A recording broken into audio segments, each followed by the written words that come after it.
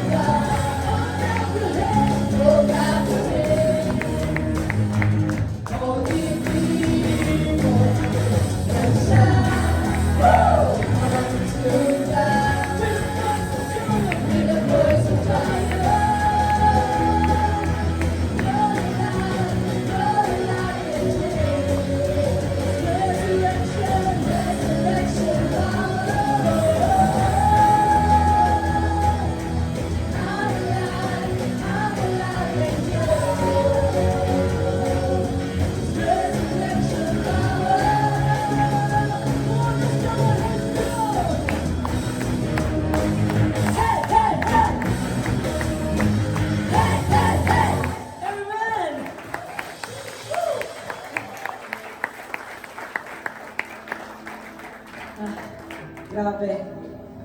Grabe yung init ng panahon, but at the same time, I'm so blessed sa inyo mga kapatid kasi napakainit din ng pagmamahal niyo sa Panginoon. Kung gaano mainit yung panahon, ganoon yung init ng ating pagsamba. And I'm so blessed for that. And this is the one thing that we will do forever kapag kakasama na natin ang Panginoon. Amen. Because remember, He is a great God. Because of His greatness, He died for you. Ayaw ka niya mapunta sa impyerno eh. At kaya naman, dahil niligtas ka tayo, ito lang yung tanging mabibigay natin sa Kanya. And ito yung isang bagay na napakasarap gawin, napakasarap awitan dahil mahal natin ang Diyos. Mahal niyo po ba ang Panginoon? Amen. So, if we love God, we should be unstoppable in worshiping God because He is the one true God who saved you. So this morning, let us express His greatness through this song. Let's sing. You give love, you are love, you give light to the darkness, you give hope, you restore every heart that is broken. That's it. Great are you, Lord. It's your breath in our lungs, so we pour out our praise. We pour out our praise. It's your breath in our lungs, so we pour out our praise to you only.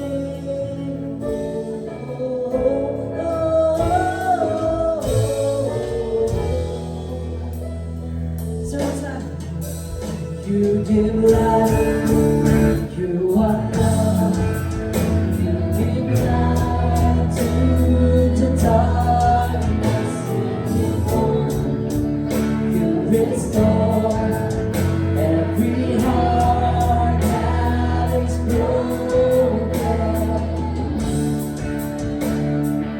Great are you, Lord. It's your breath in our lungs. So we pour out our praise, we pour out our praise. It's your breath in our lungs. So we pour out our praise to you. It's your breath in our lungs. So we pour out our praise, pour out our praise. It's your breath in our lungs. So we pour out our praise to you only. Come on, let us express our worship to the Lord. Because all the earth will sing your praise. Because you are a great God. You are our Father. Come on, sing. And all the earth will shout your praise. Our hearts will cry, these bones will sing. Great are you, Lord. Come on. And all the earth will shout your praise. Our hearts will cry, these bones will sing. Great are you, Lord.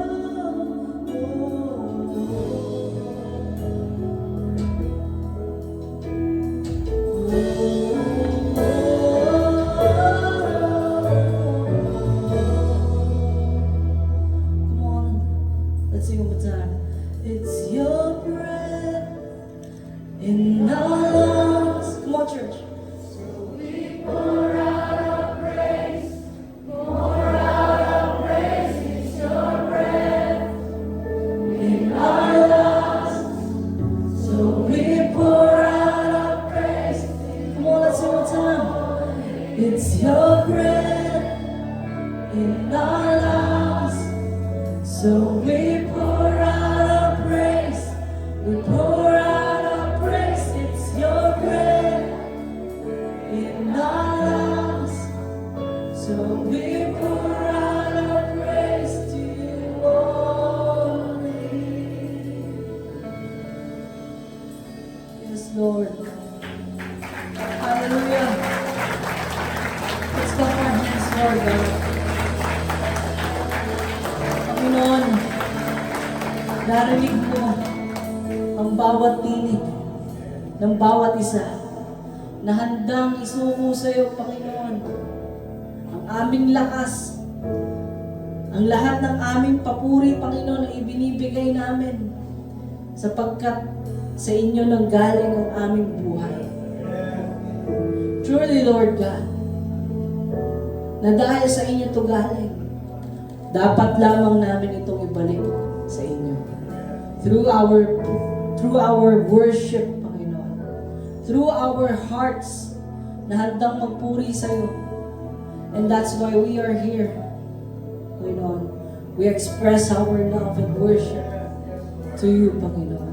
Because you deserve all the praises and glory. Nawa, Panginoon, yung mensahe rin, Panginoon, na i-deliver mo sa amin through our pastor, Panginoon. May you speak into our hearts. Nawa, Lord God, yung mensahe mo ngayong umaga ay magkaroon ng pagbabago sa aming buhay. We thank you, Lord, and we worship you in the name of Jesus. Amen. Amen. Good morning po mga kapatid. Purihin po ang Panginoon sa panibagong buhay na pinagkaroon sa atin. At ngayong umaga, salamat sa pagkakataon na tayo muli ay makikibahagi sa pag-alala sa ating banal na hapunan. Kaya nananyaya ko po ang bawat isa na limayin natin yung ating sarili at tayo magkaroon ng personal na ugnayan sa Diyos. Kaya tayo po ay manalangin mga kapatid. Yes, Lord, ang naming Diyos na makapangyarihan sa lahat, Panginoon. Pinupuri ka namin, Panginoon. Sinasamba ka namin. Sa oras nito, Panginoon, kami po ay muli nagpapasalamat sa panibagong buhay na pinagkaroon mo po sa aming Panginoon. Salamat po sa pagkakataon nito, Panginoon, na muli kami ay magbabahagi at magpuputol-putol ng tinapay upang alalahanin, Panginoon, kung gaano kadakila, kung gaano kabuti para sa aming Panginoon. Lord, may mga pagkakataon po, Panginoon, na nakakagawa kami, Panginoon, ng labag sa inyong kalooban, Panginoon. Nandiyan po kami nagkukulang sa inyong Panginoon sa bawat araw na aming buhay, Panginoon. Isa nakakalimot po kami, Panginoon. Kaya sa pagkakataon ito, Panginoon, bago po namin tanggapin ang mga simbolo na ito, Panginoon, humihingi po kami ng tawad sa inyo, Panginoon. Linisin niyo po ang mga puso, bawat isa sa amin, upang kami po, Panginoon, ay maging karapat-dapat sa pagtanggap ng mga simbolo ito at pagpapala ito, Panginoon. Kaya, Panginoon, binibigay namin ang lahat ng papuri at pasasalamat sa pangalan ng Panginoon Jesus. Amen. Sabi po dito sa 1 Corinto chapter 11 verse 23 hanggang sa mga sumusunod. Sapagkat ito ang turo na tinanggap ko mula sa Panginoon at ibinibigay ko naman sa inyo. Noong gabi siya'y pagkanulo, ang Panginoon Jesus ay dumampot ng tinapay, nagpasalamat at pinagpira-pira sa iyo at sinabi, ito ang katawan na nihahandog para sa inyo. Gawin ninyo ito bilang pag-aalala sa akin. Tanggapin po natin mga kapatid at lahat.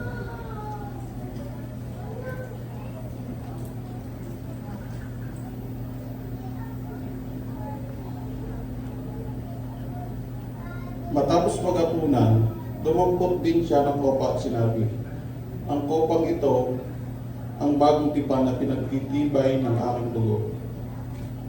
tuwing iinupin ninyo ito, gawin ninyo bilang pag-aalala sa akin. Tanggapin po natin ako.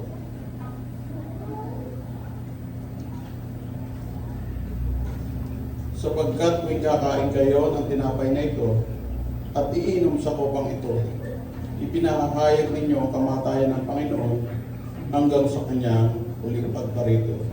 Pagpalain po ang pagbabasa ng kanyang mensahe. Good morning po mga kapatid. Na-bless po ba kayo? Amen.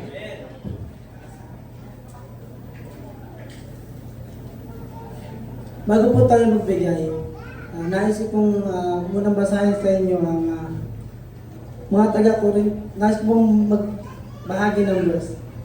Sabi po dito sa mga taga-Corinto, chapter 8, verse 12. Sapagkat kung kusang loob ang inyong pagbibigay, tatanggapin ng Diyos ang anumang makayarin ninyo. Hindi niya kayo pinagbibigay na hindi ninyo kaya. Amen po. Ang challenge po nito sa ating mga kapatid ay kung paano tayo magbigay kay Lord. Hindi po tinitingnan ni Lord yung halaga ng bigay-bigay natin kung malaki po o maliit. Ang tinitingnan po ni Lord sa atin yung pusong may galak at saya at yung buong pagtitiwala po natin sa Kanya. Amen po. Tayo po yung manalangin. Lord God, Panginoon, salamat po Panginoon sa araw nito Panginoon na kami po yung muling nagtipon-tipon sa damo ito Panginoon. Lord, dinadalangin po namin Panginoon na buksan mo po ang puso at isipan namin Panginoon upang malaman namin Panginoon kung ano pong yung ginagawa namin Panginoon. Maraming salamat po Panginoon sa mga pagpapala mo Panginoon at sa mga biyaya mo Panginoon. Ito po ang samad ng langit. In Jesus' name we pray. Amen.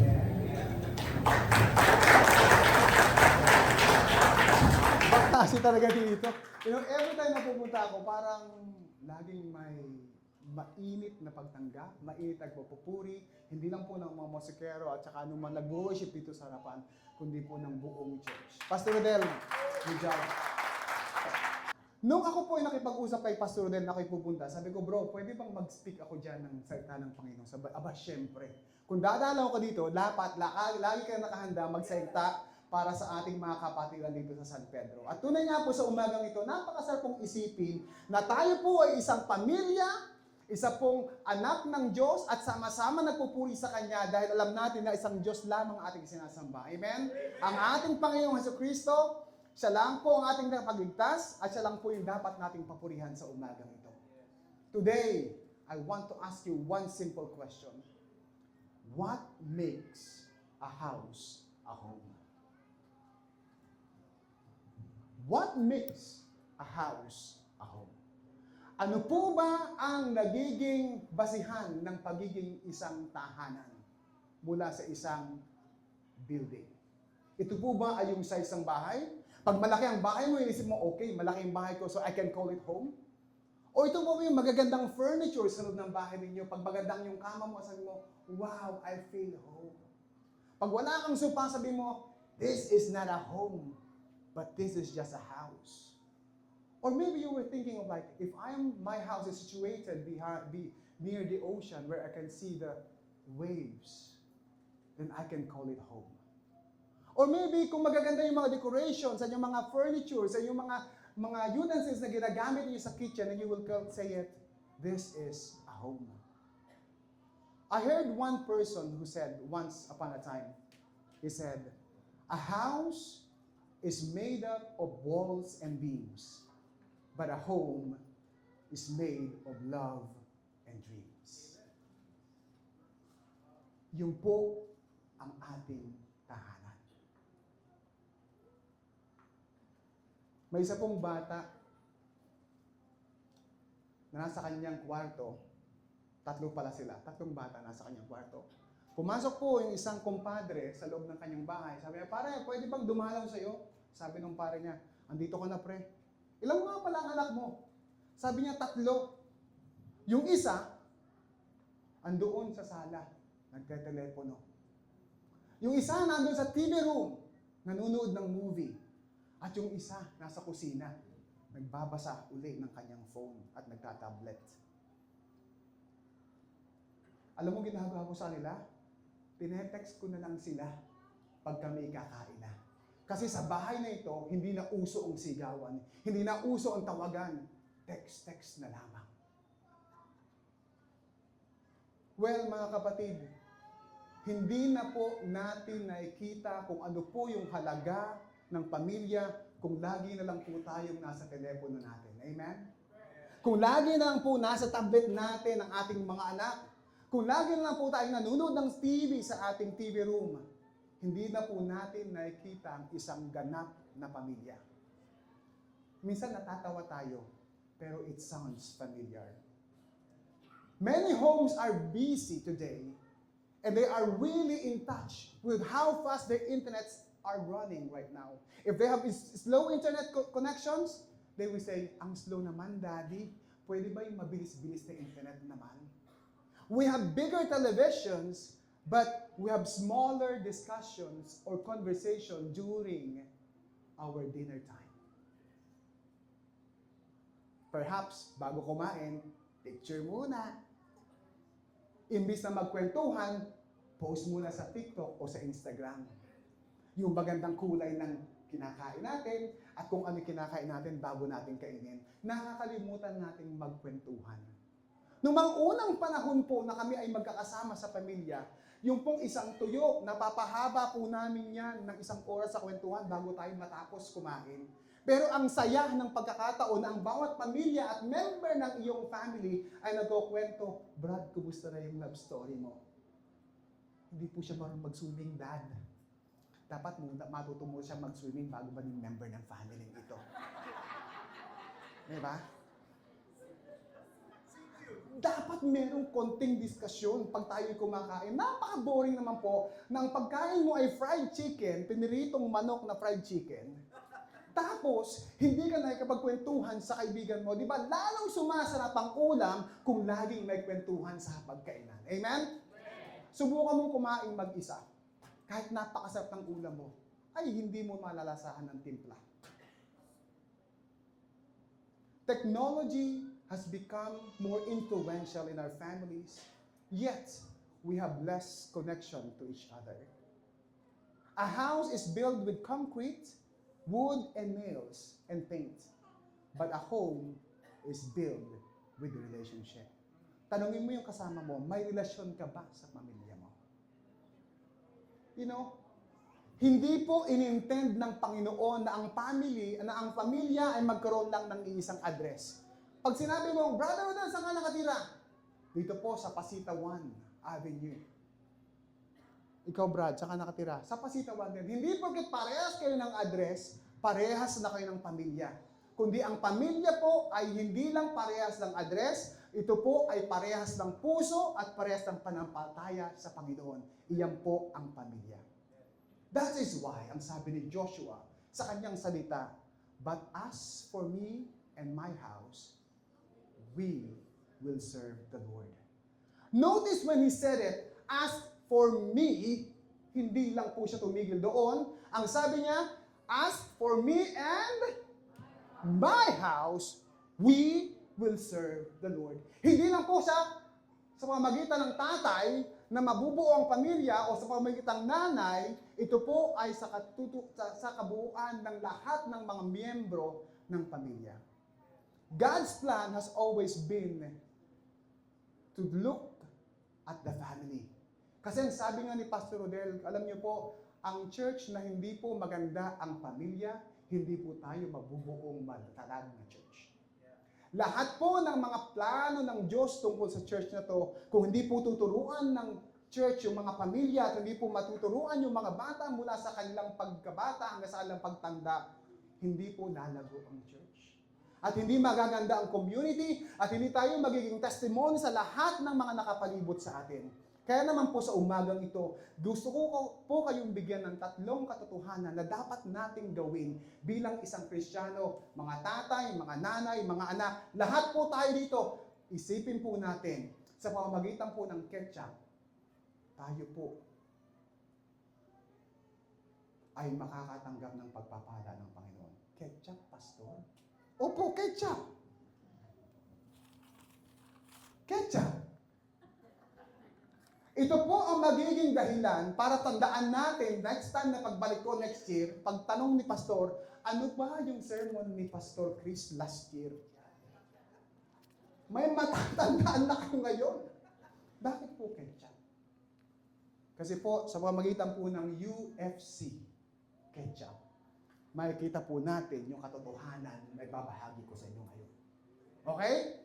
Ayos ba yun, mga kapatid? Pag nakinig, may ketchup. Pag walang pakinig, ketchup. UFC. Baka naman. First, let us build a home with you. Unity. Diba? UFC. Unity. Tandaan po natin. Let's build a home with unity. Ang sabi po ng Psalm chapter 133 verse 1, let's read it together, brothers and sisters. How good and pleasant it is when God's people live together in unity. Nung mga bata po kami, gustong-gusto ko po ito pagdating doon sa children's ministry. Yung kantang, in unity to dwell in unity. La la la la la la la la la. Together. Unity to dwell in unity. La la la la la la la la la. Ano pala? Behold how good and pleasant it is for brethren to dwell together. Behold how good and pleasant it is for brethren to dwell together. Kung babalikan po natin yung mga talata na binasa natin kanina, sabi niya, unity is one of God's greatest gift to the family.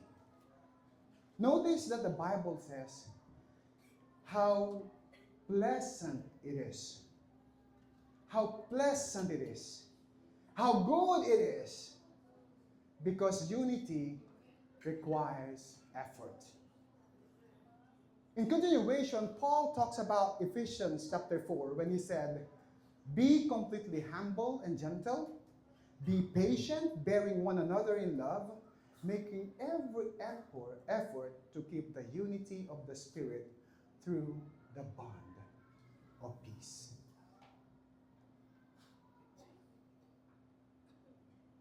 Ikaw ba ang nagiging dahilan para magkabuo o magkawatak ang church? Ikaw ba ang dahilan upang mabuo o mawatak ang pamilya? Mamili ka, kapatid. Ang sabi ng ating talataan, Ephesians chapter 4, make every effort to keep the unity of the Spirit through the bond of peace. Be humble, be gentle, be patient, and bear one another. Those words tell us something. That families are made up of imperfect person or people. Wala pong perpektong pamilya. Walang perpektong tao. Walang perpektong church. Tingnan niyo ang kapatid niyo, katabi niyo, mukha ba silang perpekto? Hindi, di ba? Tingnan niyo ako, mukha bang perpekto? Hindi naman. May kulang. Pero iyon po ang gusto ng Panginoon. Bagaman hindi po tayo perfecto, bagaman hindi tayo kompleto, ang paliwanag ng Diyos sa atin ay pamalagiin natin ang ating spirit na mag-unite sa isa't isa, bagaman tayo'y magkakaiba, bagaman tayo'y nagkakamali, bagaman tayo'y may mga problema sa isa't isa. Amen? The fact is that God is the author of unity. Sabi ng Panginoon, I and the Father are one. Sabi ni Jesus, sila mismo ang nagiging ehemplo o dahilan or example ng pag-unite. And if we continue reading our Bible, it says in Romans chapter 12, verse 18, if it is possible, as far as it depends on you, live peace with everyone. Ang sabi ni Paul, if everyone, hindi niya sinabi na if everyone agrees with you. Ang sabi niya, as far as it depends on you. So, ibig sabihin mga kapatid, ang unity, hindi po yan because of your enemy. O because ng kapwa mo. Ay hindi ako makikipagbati dyan hanggat hindi siya nagbibigay ng sorry sa akin. Hindi talaga ako makikipagbati, makikipag-usap kay Pastor Rodel hanggat hindi niya ako pinupuntahan dito sa bahay. Ang sabi ng Biblia, ang pagkikipagkasundo at ang unity ay manggagaling kanino? It depends on you. Hindi doon sa naging kaaway mo o kasamaan mo ng loob sa pamilya mo o sa church mo.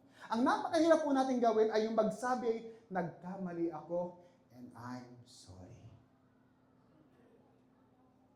The responsibility is not theirs.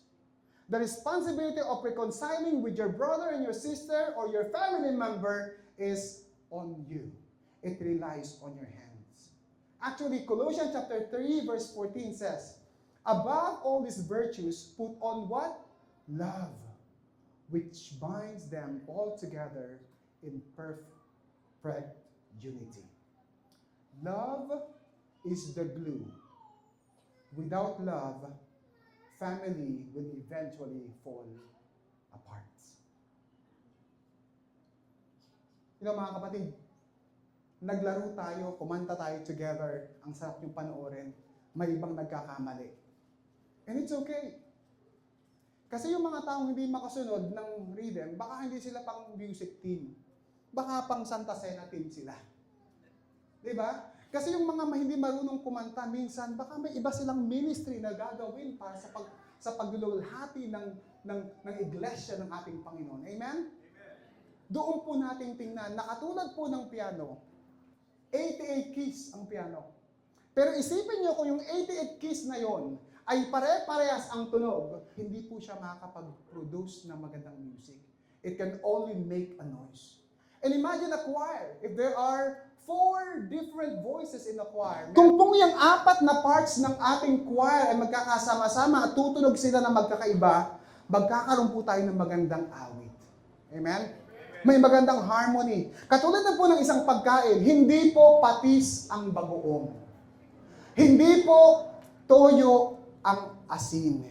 Hindi po asukal ang paminta. Pero pag nagsama-sama silang lahat sa iisang pagkain na masarap, makakaproduce tayo ng masarap na pagkain. At sasabihin natin, abay, lasang-lasa. Magkakaiba man tayo ng spice. Magkakaiba ka man ng ugali.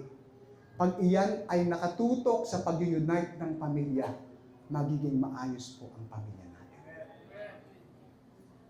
Huwag mo ikumpara ang sarili mo sa ibang tao, kundi tanggapin mo kung anong pagpapala, kung anong gift ang binigay sa ng Panginoon at gamitin mo yon upang lumago at ma-unite yung pamilya mo.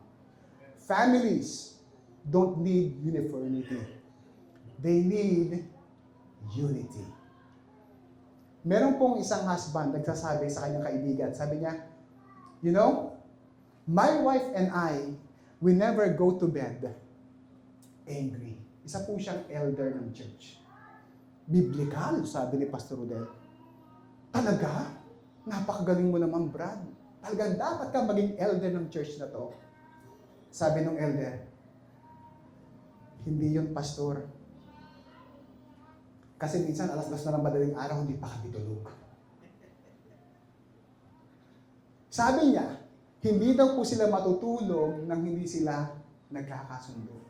Ang mahirap nito, dapat 8:00 ng gabi tulog na sila. 2:00 na, hindi pa sila inaabot ng pagtulog. Ibig sabihin, nag-aaway pa rin sila. Mga kapatid, conflict is normal. But staying divided is optional. Diba? Gaano mo katagal babatiin ang asawa mo kung hindi siya nakapaghugas ng plato? Gaano mo katagal babatiin ang asawa mo pagdating mo galing trabaho wala pang kape? O wala pang lutong ulam? Tapos ang haba-haba na ng puso mo, masama na ang loob mo sa kanya, ayaw mo siyang batiin. Mga kapatid, a healthy family simply learns how to reconcile.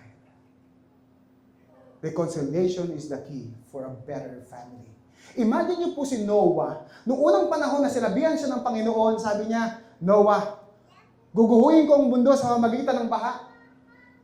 magtayo ka ng isang malaking barko.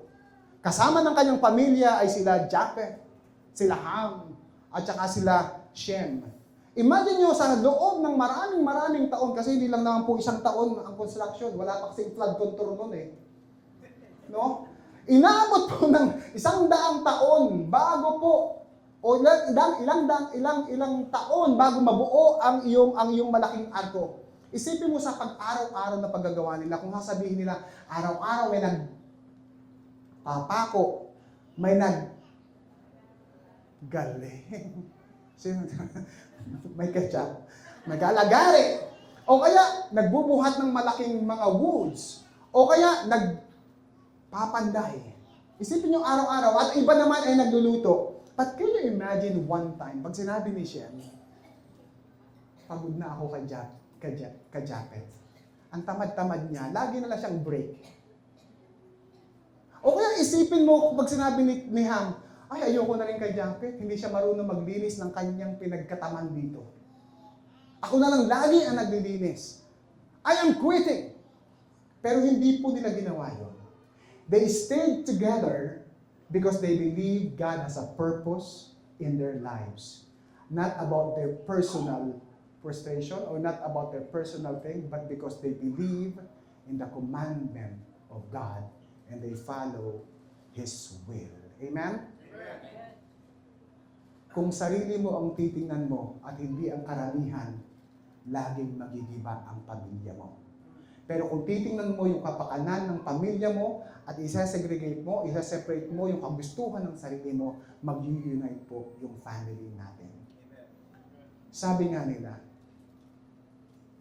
ginawa nila, natupad ang flood kasi alam ng Diyos, handa na ang barko. Darating ang Panginoon kung alam niya, handa na ang church na to. Kung handa na tayong mag-proceed at mag-evangelize sa mga taong nakapalibot sa atin. Kung handa na tayong church na to. Handa na ba kayo, mga kapatid? Sa pagdating ng Diyos. Hallelujah. Alam niyo po sa Sweden, napakadali pong mag-divorce. Para lang po nagpapalit ng damit. Sweden is the most secularized and atheistic country in the world. Maliliit na bagay, walang pera, divorce. Hindi nakabili ng butter si Mrs., divorce. Hindi nakapagluto, pagdating ng bahay, divorce. Hindi nagbibigay ng pambayad ng renta ng bahay, divorce. Hindi nagustuhan yung pagtrato sa kanya, nasigawan isang beses, divorce. Napakahirap isipin na kung ang isang pamilya ay magtitinginan lagi ng mga problema sa isa't isa at divorce ang solusyon, nakalulungkot. Di ba? Ang Diyos, ang sabi niya, mag-unite tayo together. Pag walang pera, okay lang yan. Di ba? Mabait ang Diyos, magpo-provide yan. Pag nagkaroon ng konting sigalot o away, magpatawaran. Hindi tayo mag-iim-im o magtitimtim ng galit hanggang sa sumabog ka na at bandang huli, ikaw pala ay tayo. So how do we build unity in the church or in our families? Number 1, speak kindly. Kami po, lahi kami na magagalitin. Tanongin si Pastor Rodel, yung mga magulang namin, lahi na magagalitin. Puro po latay kami sa puwet pagkatapos po namin hindi sumunod. May palo, may kurot, may paamba. Yung nanay ko, isang araw, may Parkinson's disease na. Nung nagkamali ng hiwa si Kumi ng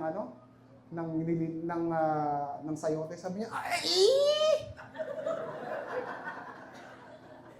Nanginginig kasi may Parkinson's eh. Sabi niya, ayusin mo yan. Nung may lahi po kami ng masasakit magsalita, tapos malakas ang boses, mga pasigaw. Mahirap din po kami magpatawad. Diba? Pero alam niyo po, sa kabutihan ng Diyos sa family namin ngayon, napakabait niya at napakapapuri, pasalamat sa Diyos. Kasi nakakapag-speak kami ng maayos. Nakakapag-forgive kami quickly. And we eat together often. Subukan niyo kumain lagi ng sabay-sabay. maganda ang patutunguhan ng pamilya ninyo. Pray before even the problem exists. Manalangin together. Learn to apologize. You know? Sometimes, there are 2 hardest words in marriage. Or 3 hardest words in marriage. It's not the word, I love you. Kundi yun po yung word na sasabihin natin, I was wrong. Mahirap tanggapin na ako'y nagkamali. Di ba? Gusto mo lagi kang tama. Tanggapin natin, minsan sabihin natin sa atin, I was wrong. Because unity will never be possible without humility in your lives. Now, again, sabi ko kanina, first, unity is the framework of our house. But framework alone doesn't make a home. Families can be united around sports, around money, around business, around hobbies, but Christian families are united in Christ.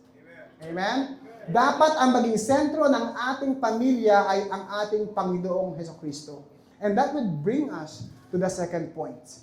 Dapat po, we must build a home with F. Ano po yon? Faith. O, nakakadawan tayo. U, F, C later. U, F. Ang sabi po ng Deuteronomy chapter 6 verse 6 to 7, sabi niya, these commandments I have given to you today. These commandments that I gave you today are to be on your hearts. Impress them to your children. Ano ba yung commandment na yon? You know, ang sabi ni Moses, dun sa commandment niya, dun sa susunod na verse, sabi niya, Hear, O Israel, the Lord is our God. The Lord alone. You should not love the Lord you should love the Lord your God with all your heart. Let's continue. With all your soul and with all your might. Ito po yung ibinigay na commandment ng ating Panginoon. Love God. Not occasionally, but wholeheartedly. Notice the important thing that Moses said in here. Teach your children. Sino pong may mga anak na dito? Sino pong gusto magkaanak? So, he says, first, these commandments I gave to your hearts. Yung mga magulang, yung mga tatay, yung mga nanay, unang-unang ibinigay kanino? Sa'yo. Bago mo ituturo sa anak mo. Hindi ka makapagtuturo kung hindi mo pinamumuhay yung bigay sa'yo ng Panginoon first. Amen? Bago mo ma-perfect yung turo o yung pagtuturo, dapat na-perfect mo na muna sa sarili mo. Yun ang sabi ng Panginoon. I gave it to you first. And then you teach it to your children. You pass it to your children. When? Sabi niya, you talk about God's word when you sit at home. When you walk. When you lay down. When you get up. In other words, faith is not just on Sunday when you come to San Pedro Church of Christ. In other words, faith belongs to the breakfast table. Amen? Faith belongs in the family car when we drive together. Faith belongs to our bedtime stories. Faith belongs when we are doing our household chores. Faith is not an event. It is a lifestyle. Hallelujah. Ang sabi ng Proverbs chapter 22 verse 6, train up a child in the way he should go. The word train means it is intentional. Guiding the child towards God's path. Parents, if you don't teach your children, who will teach them? Kung hindi nyo tuturuan ng inyong anak, baka po kapitbahay mo magturo ng mabuting asal dyan. At hindi mo po yung gugustuhin. Today, our children are disciplined in so many ways in social media. They are influenced by YouTube, by TV, by games, Roblox. They become our babysitters. Pag hindi ko makaya ang anak, nood ng YouTube. Subo ka naman subo, mga lang yung anak mo. Marami po tayong tinatama at nakikita ganito. Yung mga batang hindi marunong kumain noong panahon namin, pinapagalitan, hindi pinipilit kumain. Ini-encourage kumain. Ngayon hindi. Pag walang YouTube, walang breakfast. Nakalulungkot mga kapatid. Sometimes, tablets are becoming their teachers. Cellphones are becoming their mentors. And the internet is becoming their pastors. So we should not be surprised pagdating ng araw, yung board, yung mga values ng anak nyo ay nanggagaling sa mundo. Huwag kang magtaka pagka isang araw makita mong anak mo, kudrado ang ugali. Kasi kudrado lang ang tinitil nila araw-araw. The greatest influence to your child is you. Amen? Amen. Ang iyong pamilya at ikaw mismo. Tapikin mo yung katabi mo, malaki kang impluensya. Isa kang influencer. Yon! Diba? Isa kang influencer. Your children might not remember your sermon or your daily preaching or your daily encouragement, but your child will remember the way you live. Anak, huwag kang manigarilyo. Masama yan. Ang tatay naman, yosi ng yosi.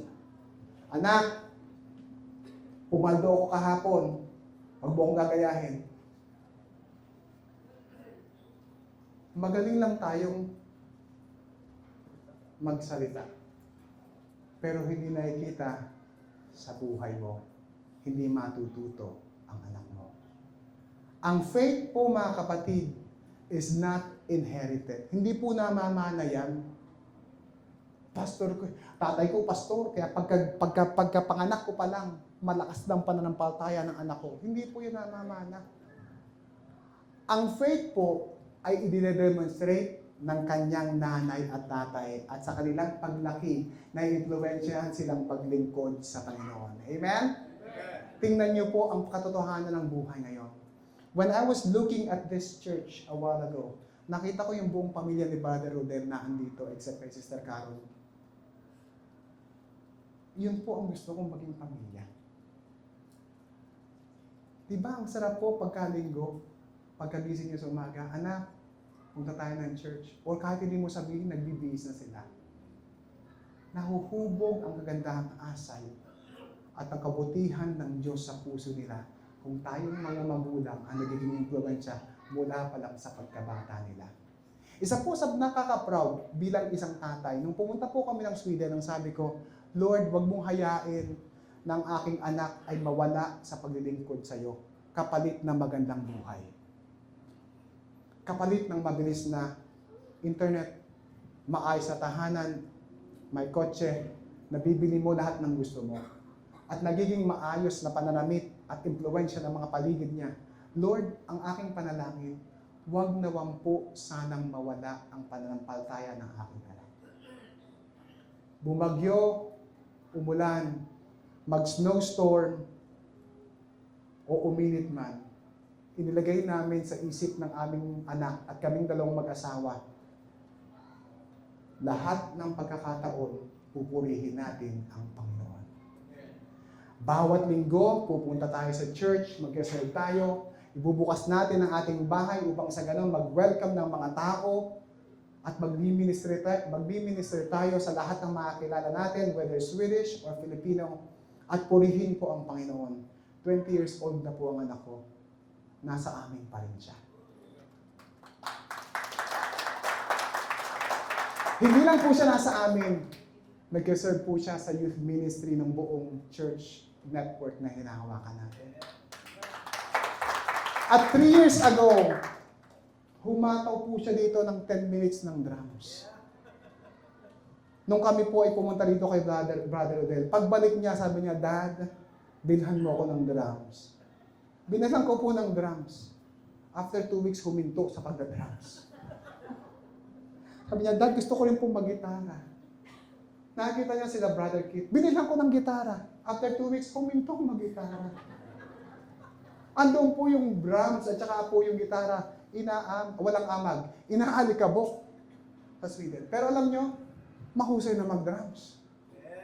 Mahusay ng kumanta. Ay, kumakanta ka ba? Mahusay ng mag-gitara at naglilid din po siya ng worship sa youth ministry doon sa Sweden. Praise the Lord. Praise the Lord. One of the greatest legacies that we can live for us as a parents to our children is not how rich your children become, but it's how godly, how they will be. Ipagpapalit ko po ang karangyaan sa pagpupuri sa Panginoon. Di bali na magang mahirap basta may Diyos, kaysa mayamang ang pupuntahan mo yung impyerno. Sabi ng Biblia, you might gain the whole world, but you lose your soul. That is the most beautiful. Anong legacy ang iiwan mo bilang nanay o tatay? O bilang part ng church na to? Yung pag namatay ka, pagkukwentuhanan ka, di ba? Ay, yung lasing ko, patay na. Lagi yung lasing. O yung katong-it ko, namatay na kahapon. Napakasarap mong pakinggan, yung patay ka na, pero yung buhay mo ay patuloy na nagiging impluwensya sa loob ng church, sa loob ng family, at sa community na kinabubuhayan mo. Na pagkatapos mong mamatay, sabi nila, sayang naman si Pastor Chris, ang bait-bait pa naman niya. Sayang kapugian niya. Si Kuya Rodel lang titingnan namin. Ang sarap pong maiwan yung legacy na pagkatapos mong umalis sa church dito sa San Pedro, hasabihin ng church member, salamat Pastor Rodel, natapos mo ang mission dito, pupunta ka sa ibang lugar para mag-utayo rin ng church. Pero pag ikaw ang member ng church at pinag-uusapan ka ng masama, hindi po yun ang legacy na gusto ng Panginoon para sa atin. Amen? Ang gusto niya, mag-iwan tayo ng magandang alaala, magandang impluensya, upang sa ganun lumago ang ating iglesia para sa ating Panginoon. Now, there is one boy who was praying. Sabi ng one boy na yon, kasi may alaga siyang aso. Sabi ng isang bata, Dear Lord, please make me the kind of person my dog thinks I am. Dogs think we are amazing. Diba? Dog thinks that we are amazing. But the question is, do our children think that you, as their parents, are amazing? Proud ba yung mga anak ninyo sa inyo? Proud ba yung mga anak ninyo sa ginagawa ninyo? Na pagdating ng graduation, Daddy, Mami, kayo po ang sasama sa akin sa pag-akyat sa stage. Or yung mga anak ninyo, ayaw niya kayong makasama pag maglalakad kayo sa community ninyo. Mga kapatid, ang pananampalataya ng isang bata nag-iimpluwensya sa pamagitan ng buhay natin lahat. Mga magulang. So be careful when we speak. Be careful when we drive. Ay, nakamoting driver! Be careful when we argue. Be careful how we treat each other. Be careful how you spend your money. And be careful how you serve in church and in your family. Faith is caught before it is taught. Ang sabi po ni Paul kay Timothy, sino mo lumakit sa mga lolo't lola dito? Diba? Ang lumaki sa lola at lolo ay spoiled, sabi nila. Alam niyo po, si Timothy, bago po siya naging pastor, bago po siya naglingkod sa Panginoon, meron pong dalawang taong impluwensya sa buhay niya. Yun po yung kanyang grandma at saka yung kanyang nanay. At nakita niyo naman ang sabi ni Paul, sabi niya, I am so proud of you, Timothy. Maging example ka sa pagkasalita, maging example sa kilos mo, di ba? Pero bago nangyaring lahat na yon, may impluwensya sa kanya, dalawang tao. Ang lola at ang kanyang nanay. Si Eunice at si Luis. Sila yung mga impluwensya. Kaya po tayong mga tao na nandito ngayon, isipin po natin yung mga ini-invest na time ng mga magulang natin sa atin, yung mga anak, si daddy naman, lagi na lang ako nakakarinig ng sermon, lagi na lang paalala, pagod na tayong karirinig, di ba? Huwag po kayong mga malungkot, mga anak. Kasi pagdating ng panahon, sasabihin nyo, thank you, Dad. Di ba? Sabihin nyo sa mga nanay, tatay ninyo, nakatabi ninyo yun, thank you po sa inyo. Salamat po. Di ba? Mga kapatid, wag po nating isipin na mahirap din magpalaki ng anak. Di ba mahirap naman talaga? Sa Sweden po, alam nyo, ang pinakamaraming anak na nakita ko doon, 3. Kasi yung mga nanay at tatay, trabaho ng trabaho, yung isang anak nila, alam nyo po ba ang ginagawa? At 1 year old, napunta na sila sa preschool. Ang oras po ng bata ay mula alas 7 ng umaga hanggang alas 5 ng hapon. Nasa preschool na yung 1 year old. Ako po nagtotrabaho sa mga 1 year old ngayon. Nasa preschool po ako. Ang alaga ko, mga 1 year old. Ang hirap nilang palakihin. Kami ang nagpapalaki. Ayoko po na mangyari yun sa anak ko. Gusto ko, ako magpalaki sa kanya, dahil gusto ko ang impluwensya na mabibigay ko sa kanya ay yung impluwensya na galing sa Panginoon. Amen? Kaya po huwag niyong marapatin o ibigay ang impluwensya ng anak ninyo sa social media, sa mga kabarkada nila, sa kanilang mga teachers. Ito po ay dapat manggaling sa inyo dahil kayo po ay mga anak ng Diyos at naniniwala na si Kristo at ang Kristyanismo ang dahilan at ang perfect way of raising a child. Hallelujah. Here are simple ways to build faith. Read the scriptures together. Pray together every day. Attend worship consistently, whether it's Sunday or Wednesday or Thursday. Pray for your children. Talk about answered prayers. Daddy, na-answered na po yung prayer ko. Ano yung anak? Magaling na po siya mag-swimming. Daddy, na-answered na po yung prayer ko. Nakapasa po ako doon sa aking entrance exam. Talk about those every day. Share your testimonies together. Anak, pinagkaloob ng Diyos ang ating bagong tahanan. Papuri para sa Kanya. Pasalamatan mo, isama mo yung mga anak ninyo sa conversations tungkol sa kabutihan ng Panginoon upang sa ganun, pag lumaki siya, babalik na sa kapurihan, ang kapurihan sa ating Diyos.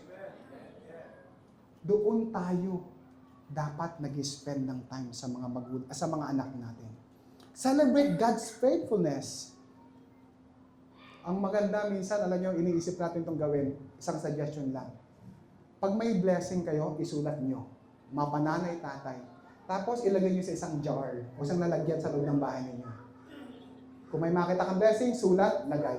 Tapos pagkatapos ng isang buwan, you eat together, you read together yung blessings na yon. Ay, maganda po itong way of practice para po mapapupurihan ng ating Panginoon. A family may have unity.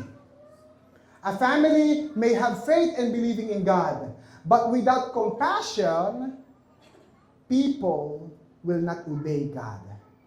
Without compassion, hindi po kompleto ang isang magandang pamilya. Kaya naman po ngayon, sa pangatlong bagay na to, gusto ko pong sabihin sa inyo ang pangatlong point natin.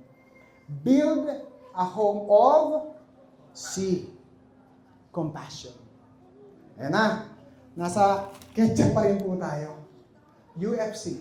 Build a home with compassion. Now, ang sabi ng Colossians chapter 3, verse 12 to 13. Clothe yourselves with compassion, kindness and humility, gentleness and patience.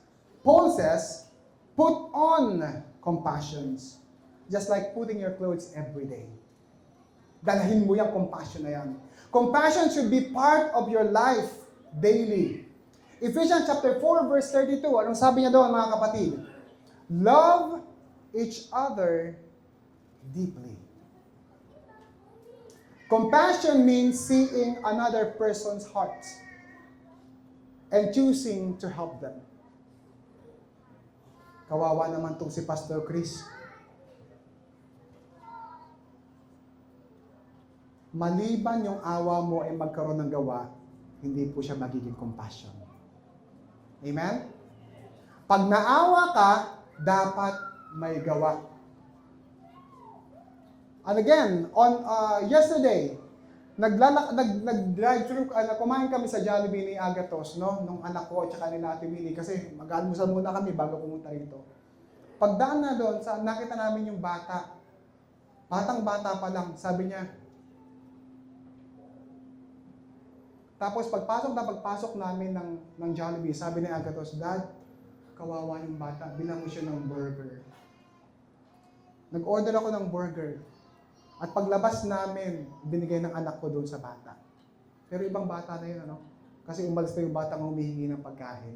Ang nakakuha po, yung batang nag-stay at nag-traffic sa amin. Sabi ni Agatos, ito, alam niyo po yung bata, ang sarap ng ngiti niya. Pag po kayo naawa, lagyan niyo po ng gawa para po yun ay maging compassion. There is one husband, sabi niya, you know, I helped my wife today. Ano ginawa mo? Sabi ng kumpare niya, ibinabad ko yung mga ligpiti. O talaga, gaano katagal? Hanggang sa dumating siya at lugasan niya, pagdating niya, malambot na. Yung ba compassion? Hindi po compassion yun. Magaling ka pang kumumpas. O, yan na ha, handa na. O, ikaw na.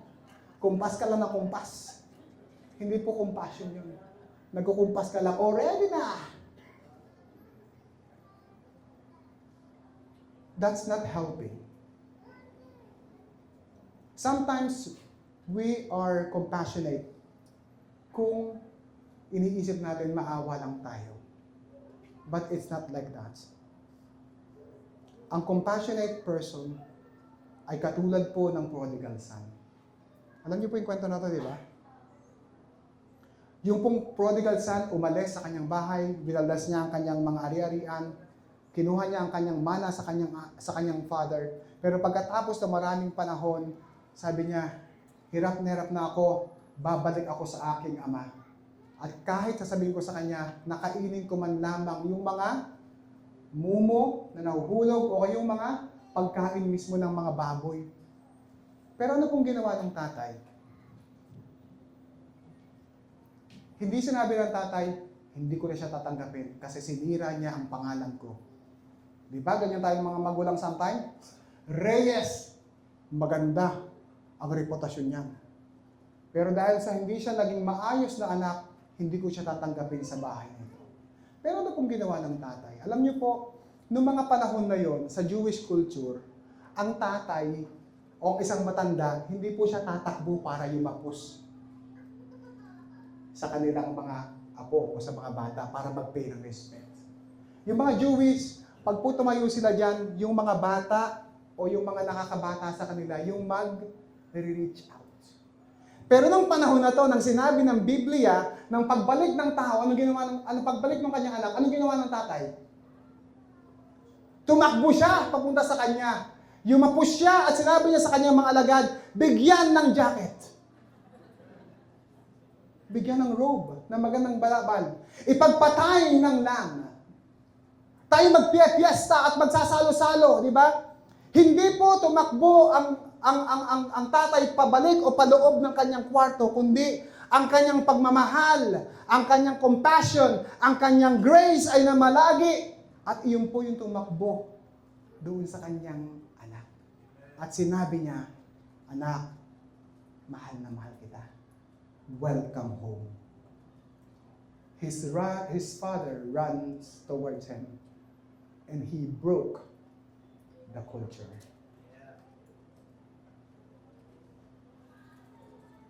Yung tatay ko, hindi po siya marunong magsabi ng I love you. Hindi po siya umiiyak kasi pakiramdam niya matatag siya. At iyon po yung kinalakihan niya. Dahil sa tatay tayo, minsan ayaw nating manghingi ng sorry sa anak natin dahil ako'y tatay. Tama? Mas nakatatanda ako, ikaw ang magsosorry sa akin. Pero mga kapatid, let's break this culture. If we know that you have committed mistake, go towards your brother, go towards your son and say, sorry, nagkamali ako. Mahal ng Diyos ang kanyang mga anak.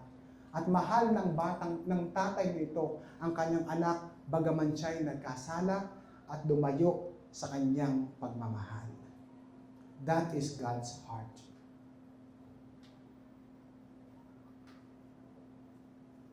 Alam nyo, ang anak ay anak. Tama? Kahit anong gawing kasalanan ng anak mo pa rin yan. Kahit na anong gawin niyang pinakamasamang kasalanan, tatanggapin mo yan sa iyong bahay.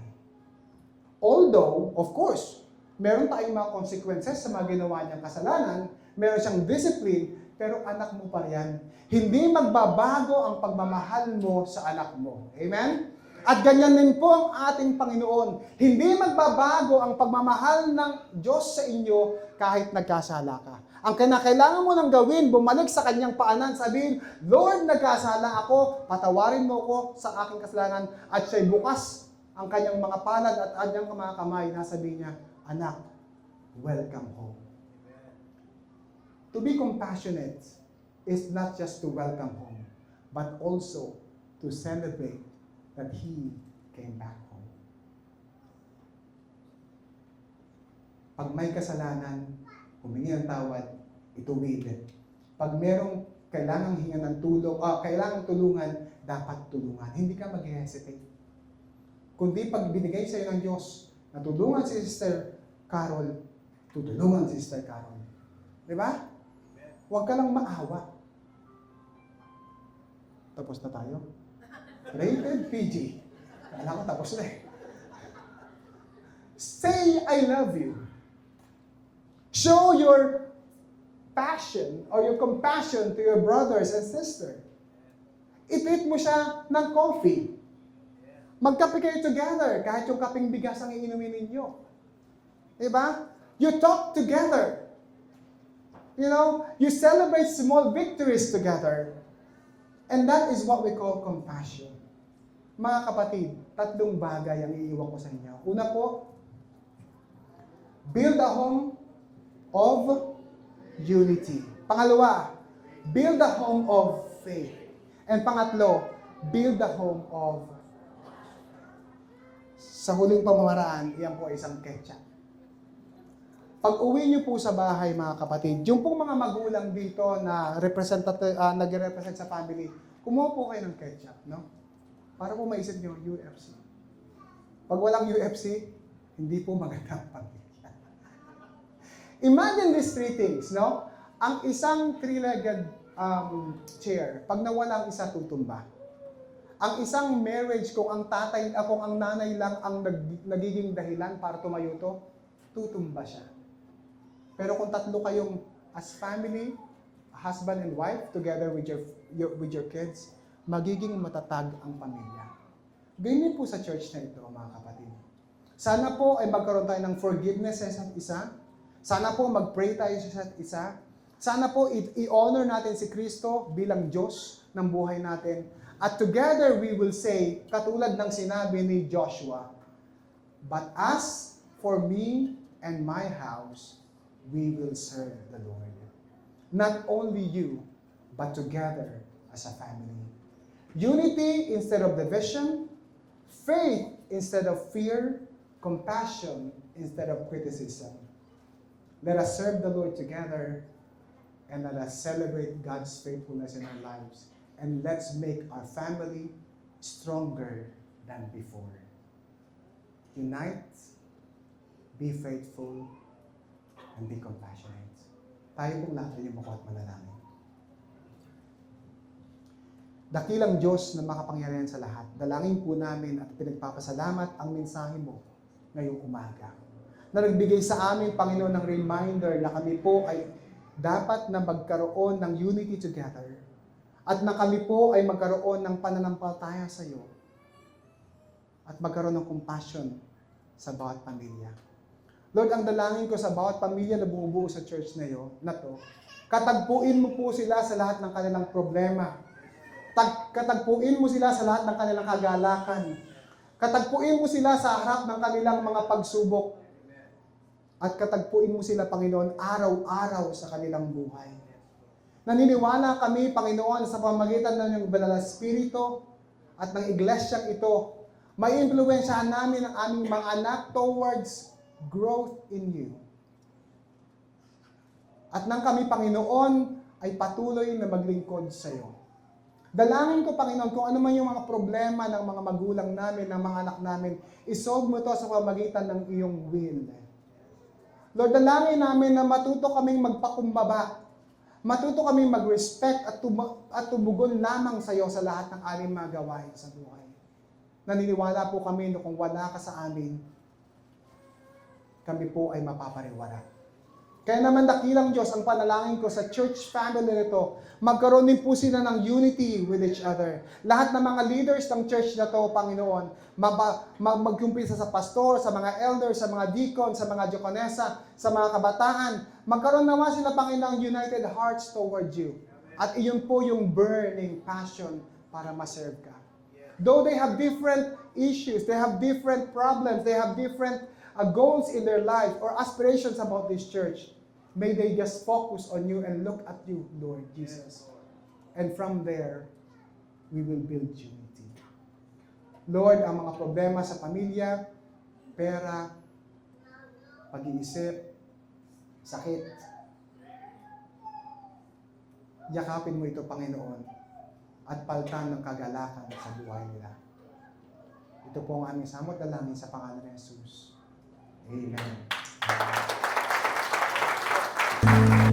Muli po tayo po ay umupo at tayo po ay manalangin para sa ating pagwakas na panalangin. Panginoon Diyos na makapangyarihan sa lahat, muli Ama, maraming salamat po sa mga nagdaang oras na inyo po pinaganood sa inyong iglesia. Salamat po Ama sa mga salita mo na amin po narinig at pag-aralan sa umagang ito, Panginoon, na tunay pong gumising sa aming mga damdamin, Panginoon, na dapat nga po namin pahalagahan ang mga anak mo, Panginoon, ang couple, Panginoon, ang pamilya, na dapat, Panginoon, naroon po ang pagkakaisa, Panginoon, sa loob at sa labas ng aming mga tahanan, sapagkat ito po, Panginoon, ang ugat ng isang matatag na pundasyon ng isang pamilyang Kristiyano. Salamat po, Ama, at nawa, Panginoon, ay taglayin po namin ang mga salitang ito sa aming pong paglabas sa iyong bahay-sambahan at tunay nga po may apply po namin sa aming mga sarili-sariling pamilya. Panginoon, sa aming pong pag-uwi, Panginoon, mamaya, after ng gawain ito, Panginoon, minsan pa, Ama, ay aming pong hinihingi ang iyong pag-iingat sa bawat isa, Panginoon, na kung paano mo po kami inihatid at dinala sa iyong bahay-sambahan, nawa ay ganun din mo rin kami ingatan at ihatid sa aming mga kanya-kanyang tahanan o sa mga lugar na aming papupuntahan after po ng gawain ito. Sa amin din po, Panginoon, mga panauhin na nakasama sa umaga ito, maraming salamat, Ama, at nawa ito po ang magindan upang sila po ay muli po namin makasama sa mga araw pang darating, sa araw ng pagtitipong kagaya nito, at nawa ang mga salita po na narinig po nila mula sa inyo, Panginoon. Ito po ay taglayin din po ng mga puso nila, Panginoon, upang maging kabahagi po namin sila sa pananampalataya na pinagkaloob niyo po sa bawat sa aming Panginoon. Ama, maraming salamat po. Ganun din po sa mga kapatid po namin hindi namin po nakasama. Kung ano pong kadahilanan meron sila, maaaring iba sa kanila may mga karamdamang pisikal, Panginoon. Kami po, Panginoon, dumadalangin na nawa sila po inyong hipuin at pagalingin po sa mga karamdaman pong marong taglay po nila sa lahat po ng mga kapatid namin, Ama, na sa kasalukuyan, Panginoon, nagdaranas po ng mga karamdaman, Panginoon, kabagan niyo po sila at nawa, Lord, sa mga kalusugan po na wala sa kanila, sa kalakasan na wala sa kanila, Panginoon, Nawa po ay ibalik niyo po ito upang sila man po, Panginoon, ay makasama po namin na naglilingkod sa inyo. Muli, Ama, maraming salamat po at lahat po ng papulit pasasalamat ay binabalik namin sa inyo sa pangalan ng iyong anak na si Jesus. Amen. Ayon po tanggapin at kapasala. Ayon sa kagandahan ng Diyos, magpatuloy kayo sa paglago sa kabutihan at sa pagkakilala sa ating Panginoon at tagapagligtas na si Jesucristo. Sa Kanya kapurihan ngayon at magpakailanpaman. Amen.